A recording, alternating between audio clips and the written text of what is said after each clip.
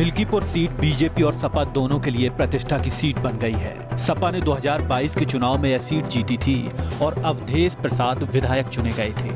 अवधेश अब सांसद हो गए हैं। ऐसे में सपा उपचुनाव में मिल्कीपुर सीट गंवाना नहीं चाहती, तो बीजेपी से हर हाल में अपने पाले में रखना चाहती है। अयोध्या की मिल्कीपुर विधानसभा सीट पर उपचुनाव का ऐलान हो गया है।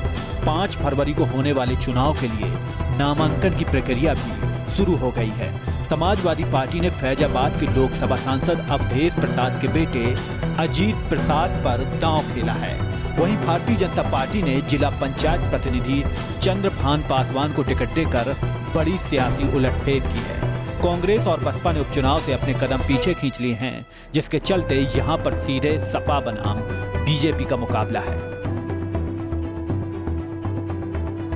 अनुसूचित जाति के लिए आरक्षित मिल्कीपुर विधानसभा सीट पर सपा ने अजीत प्रसाद को प्रत्याशी बनाया है, जो पासी समुदाय से आते हैं। मिल्कीपुर सीट पर पासी वोटों के सियासी समीकरण को देखते हुए बीजेपी ने पासी समाज के नेता पर ही दांव लगाया है। बीजेपी ने टिकट के लिए जिन नेताओं ने दावेदारी कर रखी थी, उसमें ज्यादातर पासी समाज से ही लोग थे। इसलिए मिल्कीपुर उपचुनाव सिर्फ सपा बनाम बीजेपी ही नहीं, बल्कि पासी बनाम पासी का भी अखाड़ा बन गया है।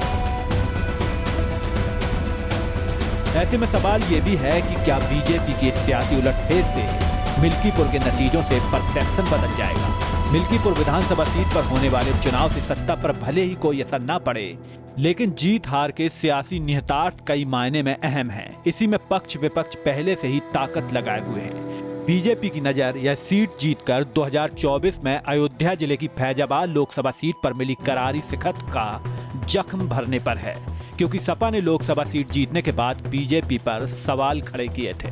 मिल्कीपुर के विधायक रहे अवधेश प्रसाद ने राम मंदिर के लोकार्पण के कुछ महीनों बाद हुए लोकसभा चुनाव में अयोध्या से जीत दर्ज कर पूरे देश को तो चौंकाया ही था, बल्कि यूपी समेत केंद्र तक हलचल मचा दी थी।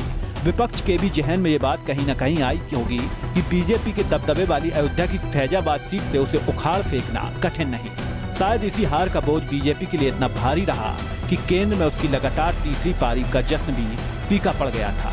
इसके बाद से ही अवधेश प्रसाद सपा सहित विपक्ष के पोस्टर बॉय बन गए, लेकिन बीजेपी के चंद्रभान पासवान को टिकट देने के बाद से अब मिल्कीपुर में घमासान थोड़ा अलग देखने को मिलने वाला है।